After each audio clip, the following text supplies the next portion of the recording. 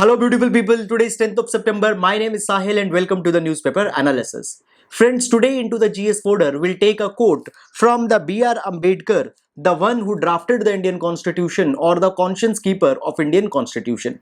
He says, a great man is different from an eminent one in that he is ready to be the servant of the society.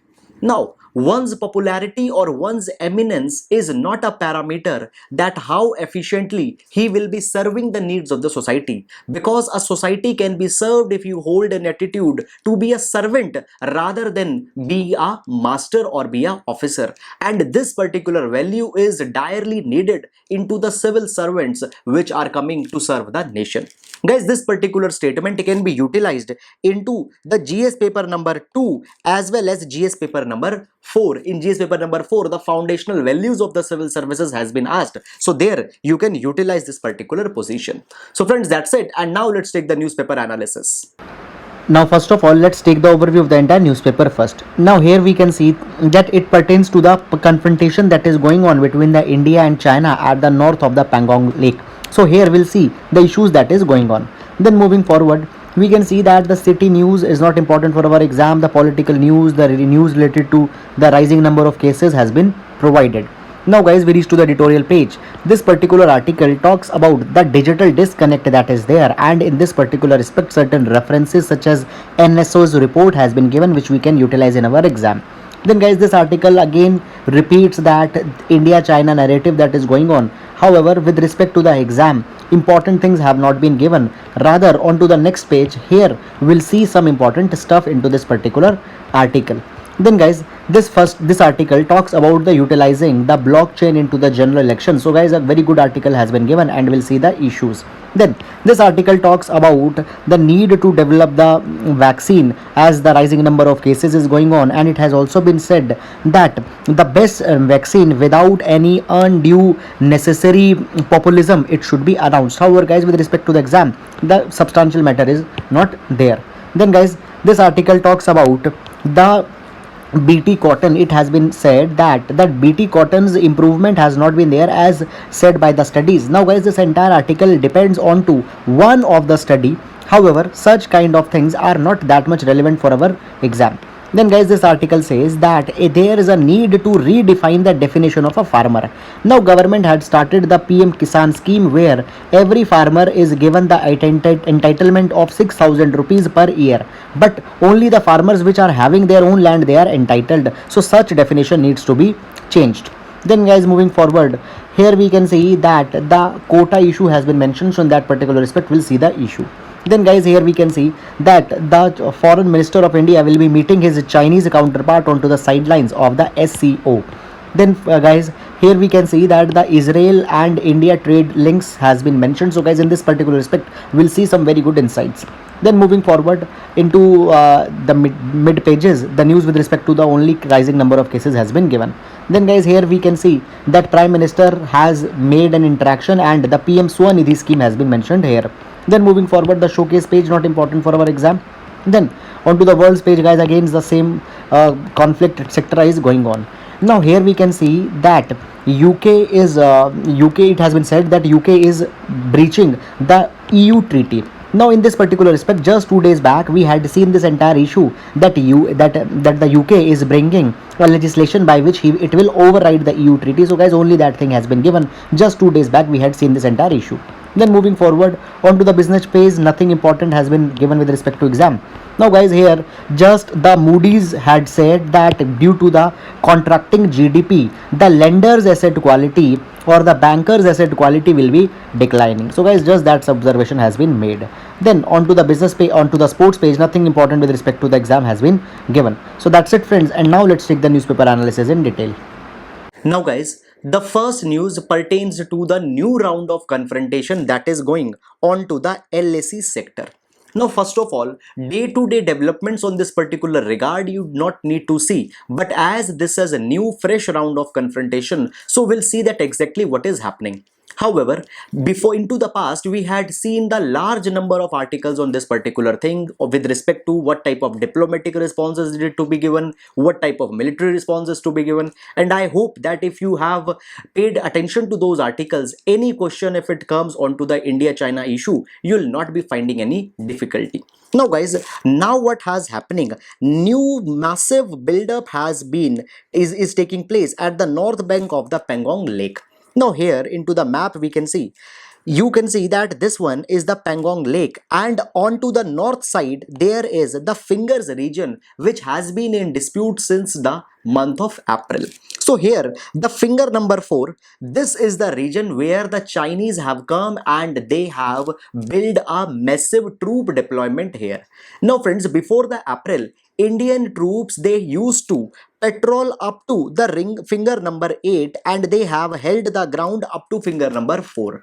Now Chinese have entered at the finger number 4 and they are not allowing India to patrol the region beyond the finger number 4, and this particular region is frequently into the news. Now guys, few days back we had seen that Indian army started a new technique here into the LAC sector, that is the quid pro quo response, where as Chinese were entering into the Indian territory, India also showed certain offensive in towards the side where the Chinese were not into the strong command. For example, here you can see into the map the Chushul region as well as Rezangla region. So here India tried to make a stronghold, and in response now again the China is trying to make a stronghold into the Fingers region around the finger number 4. So guys, this is happening, and now incidentally this is the same time when the foreign minister of India S. Jaishankar, he will be meeting his Chinese counterpart for onto the sidelines of the SCO summit or SCO meet that is going on. So there is a hope that such matters will be resolved. Moreover guys, as now the lockdown was going on and there were all virtual meets were happening, this is pretty into the long time that the physical meet will be happening, and there it is a hope that such matters will be raised. However, onto the ground, it has been tried that matter should be resolved amicably, but nothing concrete has been achieved. So guys, in this particular respect, just please keep an awareness that what is happening, day-to-day developments are not that much needed. So that's it, and now we'll move to the next article. Now friends, this particular article pertains to using the blockchain technology into the general elections. This particular topic we can utilize in GS paper number 2 under the topic of the electoral reforms. Now first of all, I would like to give you certain background. See, there have been the call that the digitization or the technological upgradation into all the processes should be made, and the same thing is being said for the elections also. Now, Election Commission of India recently talked about holding the general elections for certain voters onto the blockchain mechanism. Now, first of all, what do we understand by the blockchain? See, when the cryptocurrencies came, for example, you might have heard the name of the Bitcoin. So, Bitcoin was a type of a cryptocurrency. Now, these were the virtual currencies, and the record where these currencies are being spent or where they are being transferred, who is transferring, all that record was to be maintained on a blockchain platform. So what is blockchain? Blockchain is a platform. It has a property that it is a digital decentralized ledger. Digital means that there is no physical copy, it is onto the online mode, and decentralized means that the data which is being registered onto the blockchain, it is not held into a central server, it is decentralized across all the users who are using it. So therefore you can't tamper with that data by changing it into the central database. Now, as the time moved, the agencies or the central banks, even the RBI, they didn't liked very much the idea of the cryptocurrencies, but they were very much appreciable of the idea of the blockchain.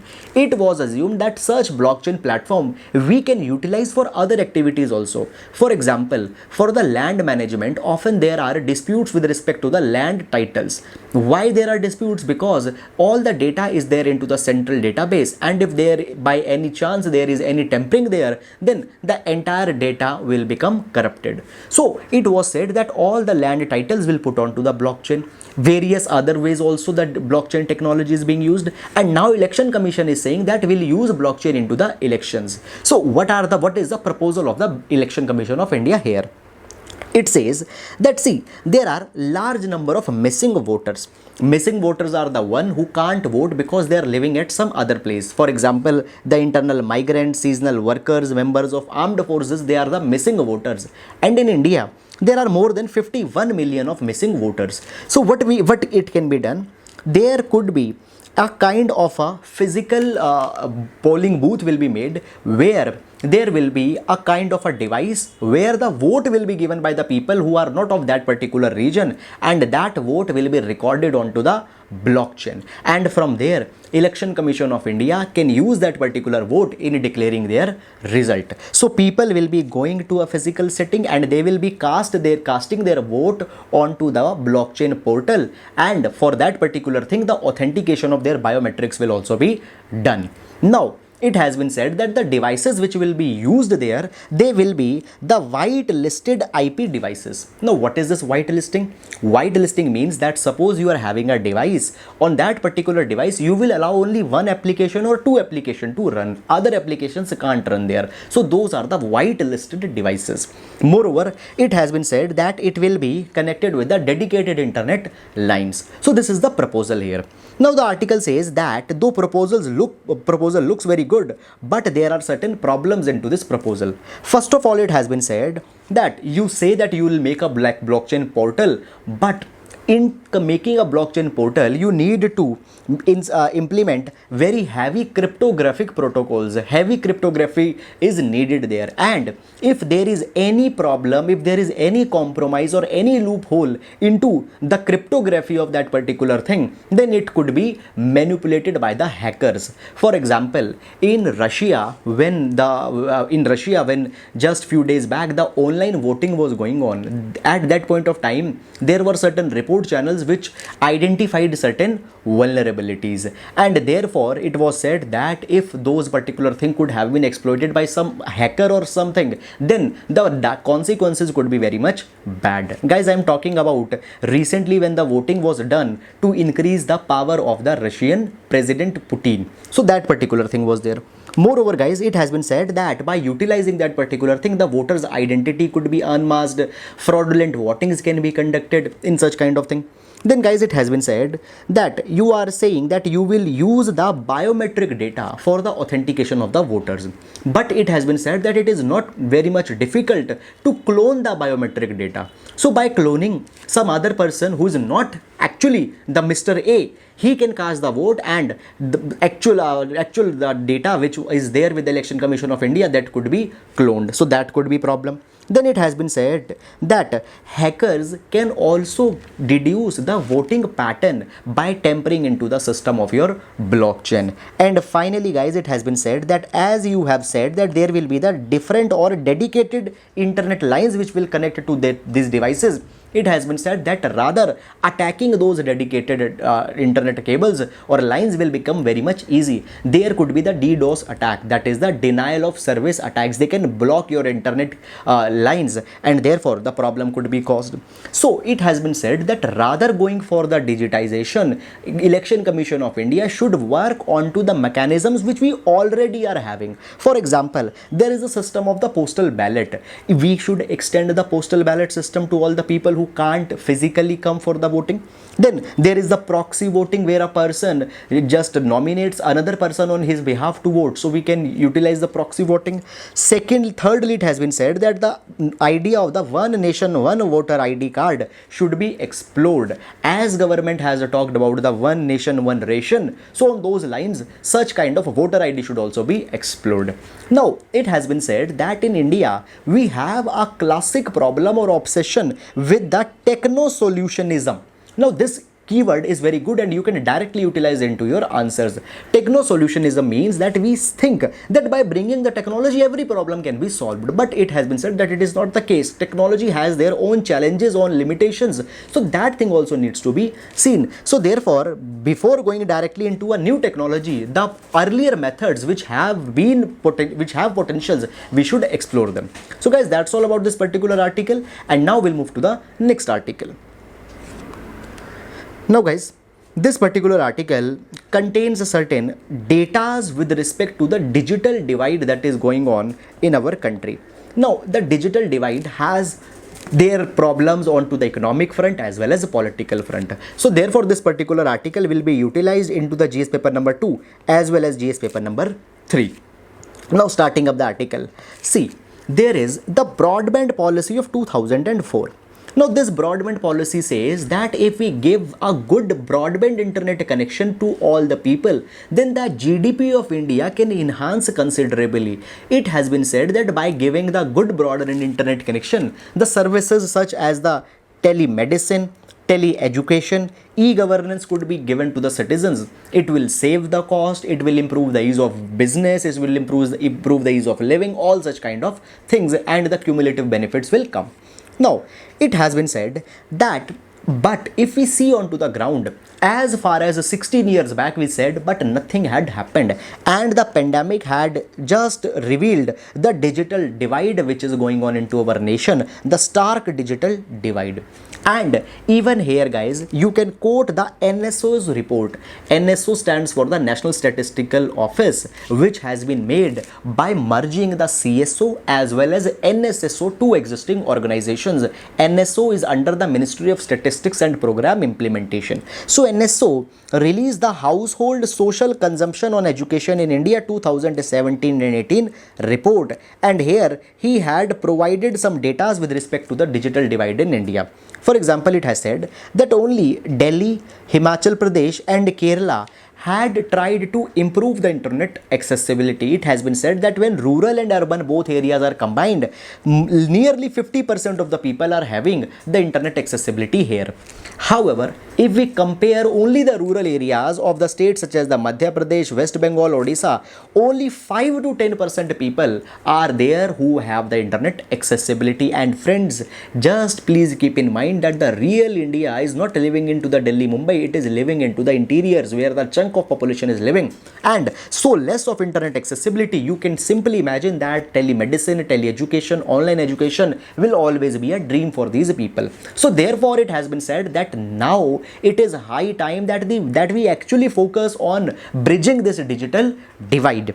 Now guys, on this particular thing, just now the Prime Minister also gave a speech onto the Independence Day where he said that all the villages, that is more than 6 lakh villages which are there in our country, they will be connected under the National Optic Fiber Network, or the BharatNet as now they call it. It has been said that within 1000 days all these villages will be connected. But guys, we had seen that since 2004 we are making the targets, and originally the National Optic Fiber Network which we are talking here, it was launched in 2011, but till now what are the numbers? 5% to 10% into the rural areas. So now the efforts have to be multiplied by leaps and bounds, because a large number of time we have wasted, we need to make up for that time also. So guys, such only ambitious targets will not be helping, rather actual and genuine efforts onto all the stakeholders are needed in this particular direction. So guys, this is all about this particular article. There is high probability that on digital divide, internet accessibility, a question can be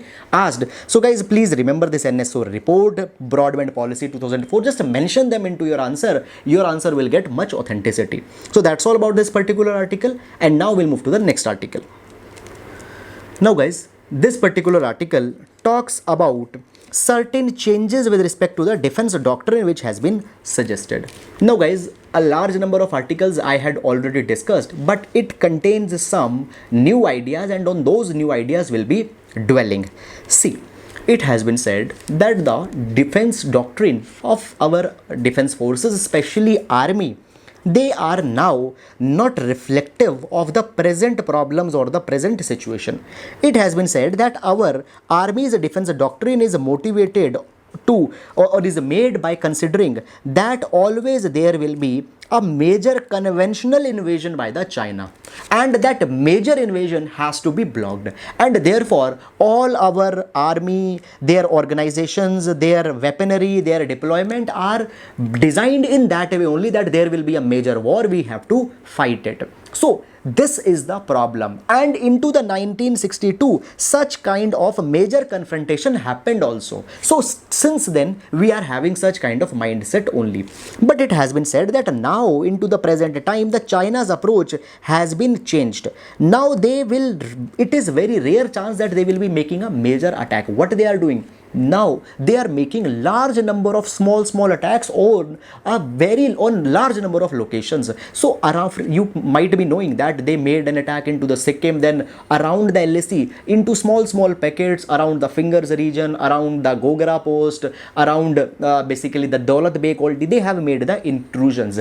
Their purpose is that make a small strike, capture small region, make your post, then go to another round of confrontation. Now what India can do? India can either counter attack into a conventional way, but in that particular way all the blame will come onto the India, or India can just accept the things which have been done and the status quo will be changed. But not both of the things are not in favor of the India. So India is in a dilemma that what needs to be done. So it has been said that you need to change your approach from a conventional war, and you need to induce such kind of changes so that the swiftly you can respond to the small intrusions that China is making. And friends, I tell you frankly, China from their own side will not be starting the conventional war, because it will have economic, diplomatic, political, all type of implications. So this is the strategy into the present times. It has been said that first of all we need to do the heavy investment into the wide area surveillance. Such intrusions are happening, so therefore we need to keep a radar onto all the Chinese movements, build up, so before the time we can give the response. Then it has been said that the command authority should be devolved. The regional basically the regional command centers, they should be given more power so that within less time they can respond. Then it has been said that the speed of response also needs to be enhanced, because this is the major parameter right now to give a better counter offensive to China. And thirdly, it has been said that now there are large number of territories which has been taken. For example, I have shown you that from finger 8 to finger 4 China has reached. So a remarkable statecraft or a remarkable democracy will be diplomacy will be needed to take the territories which has been already been taken back. So a very smart mix of statecraft is also needed into the present times. So guys, these are the changes which has been suggested into the defense doctrine into the present times. So guys, very good article, one reference you can give here if a question comes. So that's it, and now we'll move to the next article. Now guys, this particular article pertains to GS paper number 2 into the topics of the affirmative action or the reservation.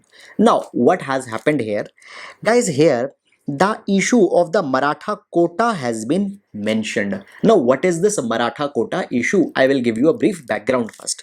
Now see, in 2018 Maharashtra government passed the Socially and Economically Backward Classes Act 2018, and there it was said that the Maratha people will be given the reservation. So reservation of 16% was given to the Marathas into the education as well as employment. Guys, this particular decision was challenged because it was said that it is unconstitutional. The matter went to the Bombay High Court. Bombay High Court said that you can give the reservation but not 16%. Rather, the reservation of 12% to Marathas into the employment and 13% into the admission can be given. So this has been happened till now. The bill has been passed by the Maharashtra Legislative Assembly. Reservation has been given. It has even been approved by the Bombay High Court. Now the problems are there. What are the problems? Problem is there that guys, in 1979, the Mandal Commission came and it suggested that reservation to the backward classes needs to be given, and it suggested the 27% reservation to the backward classes fine. However, guys, in 1992, the Indira Sahni judgment was given by the Supreme Court, and there it was said that okay, you are saying that reservation should be given. Yes, it can be given, but the reservation limit should be 50% maximum in a year. It should not increase by that 50%, otherwise it will be inequality for the people who are not into the reservation umbrella. So that thing was levied. Now guys, if I tell you presently, then on to the sociological grounds, 27% reservation is given to the OBCs, then 15% reservation is given to the scheduled caste, 7.5% reservation is given to the scheduled tribe. In total, it is 49.5% reservation. And now whatever reservation is being given, it is extra and it will breach the 50% limit. And now here you can see that 12%, 13% reservation, whatever is being given, it is breaching that particular rule. Now, not only this particular rule has been breached by the Maharashtra government, rather at the central level also it has been breached, because if you know, then the 103rd Constitutional Amendment Act has been passed, where the 10% reservation to the economically weaker section has been given.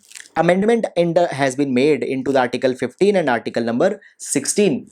Now guys, not only the center and the Maharashtra, but rather if I tell you, then nearly 28 states have given the reservation exceeding the 50%. So now a question has been raised, either all the states which are giving the extra reservation, they are wrong, or second, it is being said that either the Indira Sahani judgment, where the Supreme Court laid that limitation of 50%, that judgment was wrong. So now it has been said that you do one thing, this particular Indira Sahani judgment, the matter which was taken then, it was decided by the 9-judge bench. It has been said that what we should do, we should now make an 11-judge bench and we should reconsider that 50% limit, is it valid right now or not, is it relevant right now or not. So for that particular thing, the call is being made. Now guys, what has happened into the Maharashtra right now, it has been said that okay, the bill law which was passed in 2018, though it was validated by the Bombay High Court, now it has been sent to the Supreme Court. Supreme Court into a 3-judge bench had said that for right now we will make a constitution bench, that is a 5-judge bench, to see the Maharashtra law whether it is valid or not. And into the long term, they had also considered that okay, we'll also explore making an 11-bench judge to see whether this entire matter should be this a 50% limit, is it relevant right now or not. So guys, this particular thing is going on and you need to be active on this particular matter, as it will evolve as the Supreme Court will give their further directions. So guys, that's all about this particular news. I hope you have understood, and as time will pass, it will evolve even more further. And now we'll move to the next article. Now guys, this particular article talks about the situation, or basically it is a kind of a brief update as what policy Israel is following with the India, China, or the entire Asia as a whole. Now guys, first of all, before going into the news, I would like to give you certain background. See what happened. Just few days back, Israel UAE deal occurred. Now Israel UAE deal, it is important because by this particular deal, UAE started the diplomatic relation with the Israel. Till now there are no diplomatic relation between the UAE and Israel, because friends, you need to understand that Israel is having a kind of a dispute with the Palestinians. Now Palestinians want that the Israel have came onto their land, and now Palestine as a nation has not been made. So Palestinians, they are living into the West Bank region and into the Gaza Strip. They want that into the Israel a separate Palestinian land should also be made. Israel don't recognize this thing. Now guys, the Arab nations, they are in favor of the Palestine, and therefore UAE was also in favor of earlier into the Palestine, and therefore between the UAE and Israel the relations were not good.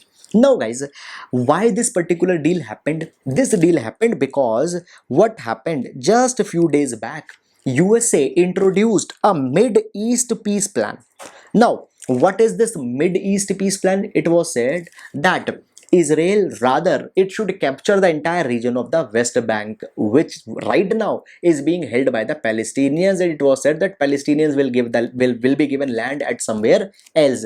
Palestinians were not happy with this thing because it was nothing but a kind of a very clear instruction that Israel can have all the land and Palestinians don't have any right. This was actual real world meaning of that particular deal.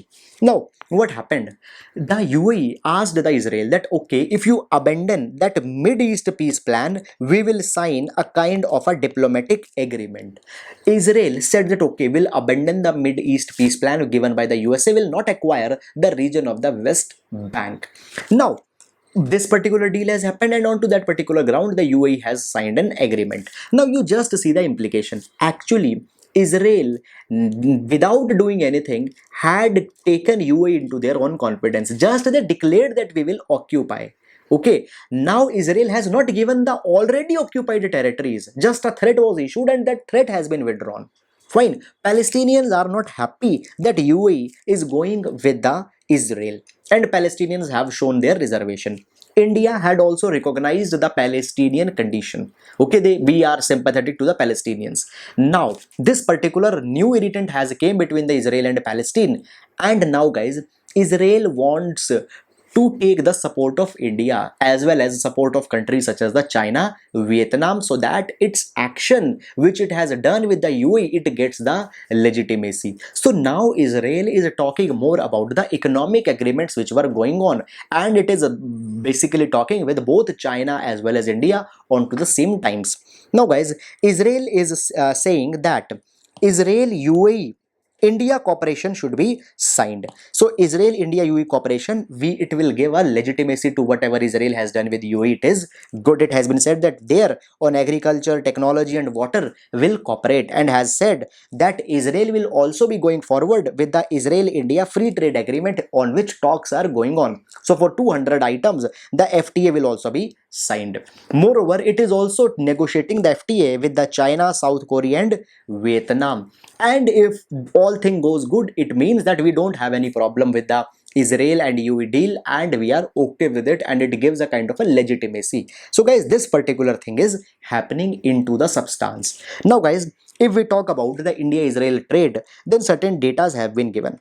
Now guys, as I told you that we basically sympathize with the Palestine as well as we recognize Israel also. So in 1992, the India-Israel diplomatic relations started. At that point of time, the trade was $200 million between India and Israel. Now it has been enhanced to $5 billion.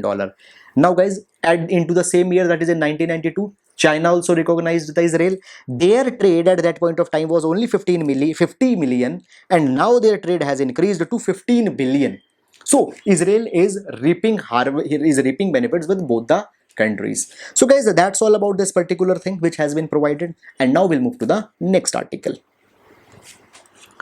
Now guys, this particular article has mentioned one particular scheme, that is the Pradhan Mantri Swanidhi scheme.